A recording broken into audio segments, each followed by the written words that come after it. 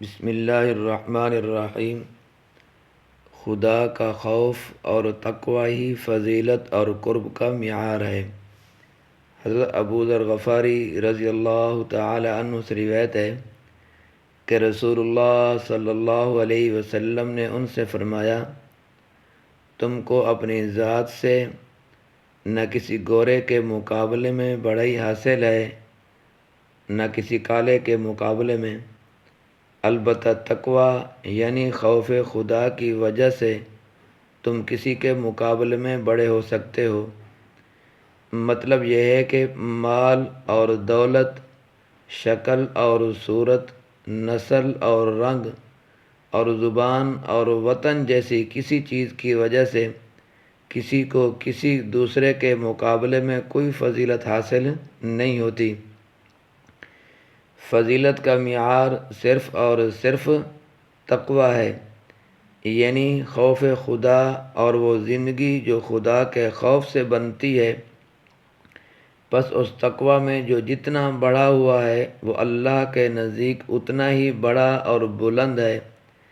اسی حقیقت کو قرآن مجید ان الفاظ میں بیان فرماتا ہے، ان اکرمکم عند اللہ اتقاکم۔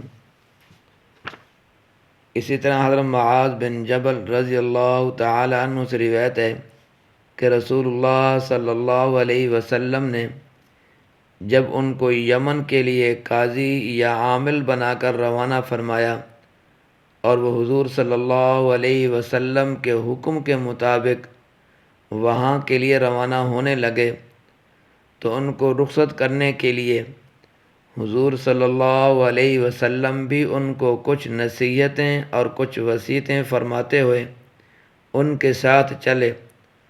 اس وقت حضرت معاذ رضی اللہ تعالی عنہ تو حضور صلی اللہ علیہ وسلم کے حکم سے اپنی سواری پر سوار تھے اور حضور صلی اللہ علیہ وسلم خود ان کی سواری کے ساتھ پیدل چل رہے تھے۔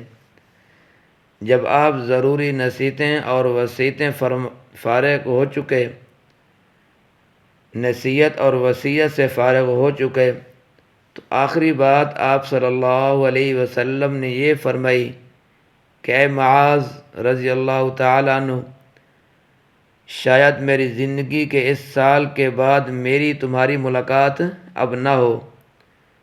گویا آپ صلی اللہ علیہ وسلم نے ان کو اشارہ فرمایا کہ میری زندگی کا یہی آخری سال ہے اور میں عن قریب ہی اس دنیا سے دوسرے عالم کی طرف منتقل کیا جانے والا ہوں۔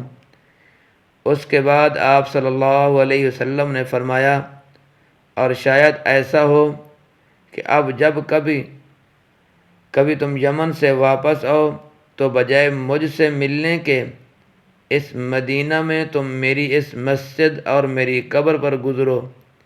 یہ سن کر حضرت معاذ رضی اللہ تعالی عنہ حضور صلی اللہ علیہ وسلم کی وفات کے تصور اور آپ کے فراق کے صدمے سے رونے لگے تو رسول اللہ صلی اللہ علیہ وسلم نے ان کی طرف سے منہ مبارک پھیر کے اور مدینہ کی طرف رخ کر کے فرمایا، مجھ سے زیادہ قریب اور مجھ سے زیادہ تعلق رکھنے والے وہ سب بندے ہیں جو خدا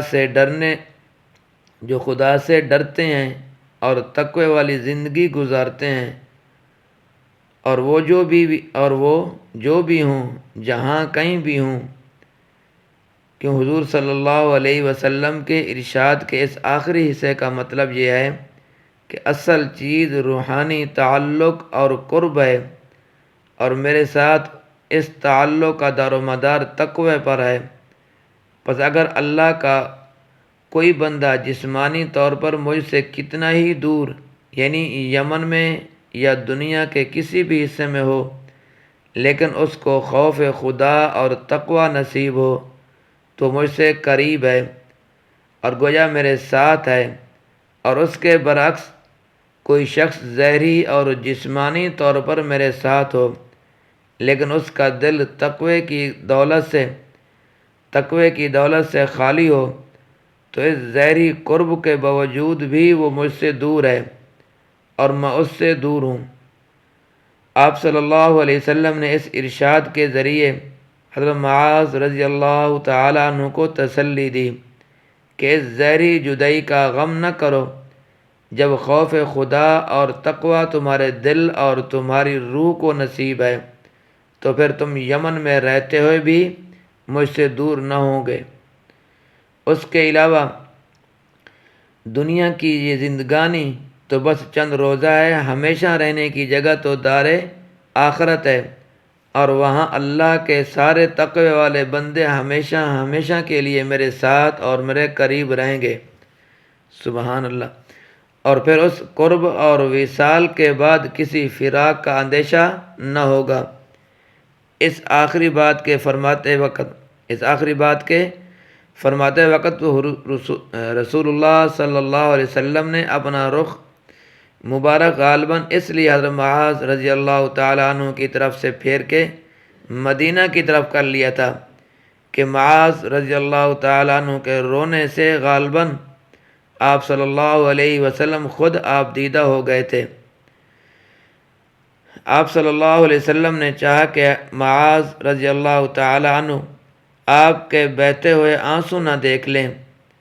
نیز یہ بھی وجہ ہو سکتی ہے کہ اپنے ایک سچے محب کا رونا دیکھ کر آپ صلی اللہ علیہ وسلم کا دل دکھتا ہو، اور اس لیے اس وقت آپ صلی اللہ علیہ وسلم نے ان کی طرف سے منہ مبارک پھیر لیا ہو۔ محبت اور عقیدت کی دنیا میں اس طرح کے تجربے ہوتے ہی رہتے ہیں۔ حضرت معاذ رضی اللہ تعالیٰ عنہ کو رخصت کرتے وقت آپ صلی اللہ علیہ وسلم نے ان کو تو حکم دے کے سواری پر سوار کر دیا، اور خود بات کرتے ہوئے پیدل ان کے ساتھ چلتے رہے۔ اس میں کتنا بڑا سبق اور کیسا نمونہ ہے ان سب لوگوں کے لیے جو دینی حیثیت سے رسول اللہ صلی اللہ علیہ وسلم کے نائب سمجھے جاتے ہیں۔ اللہ تبارک و تعالیٰ دنیا میں اپنا خوف اور تقوی ہمارے دلوں کو نصیب فرمائے۔ صلی اللہ علیہ وسلم کا وہ روحانی قرب نصیب فرما کر رسول اللہ صلی اللہ علیہ وسلم کا وہ روحانی قرب اور آخرت میں آپ صلی اللہ علیہ وسلم کی وہ رفاقت نصیب فرمائے۔ سب کہہ دیں آمین۔ جس کی بشارت حضور صلی اللہ علیہ وسلم نے اس حدیث مبارکہ میں دی ہے۔ اللہ تبارک و تعالیٰ میرا اور آپ کا حامی و ناصر ہو۔